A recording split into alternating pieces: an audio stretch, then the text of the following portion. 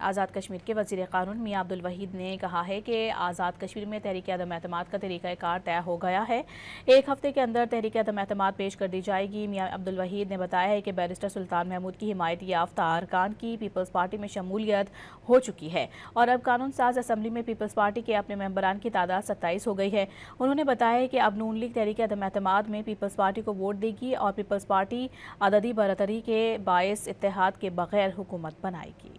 آزاد کشمیر کے وزیر قانون میاں عبدالوحید نے کہا ہے کہ آزاد کشمیر میں تحریک عدم اعتماد کا طریقہ کار طے ہو گیا ہے۔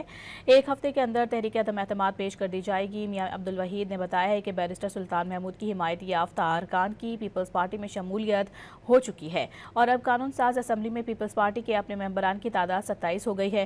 انہوں نے بتایا کہ اب نون لیگ تحریک عدم اعتماد میں پیپلز پارٹی کو ووٹ دے گی اور پیپلز پارٹی عددی برتری کے باعث اتحاد کے بغیر حکومت بنائے گی۔ آزاد کشمیر کے وزیر قانون میاں عبدالوحید نے کہا ہے کہ آزاد کشمیر میں تحریک عدم اعتماد کا طریقہ کار طے ہو گیا ہے۔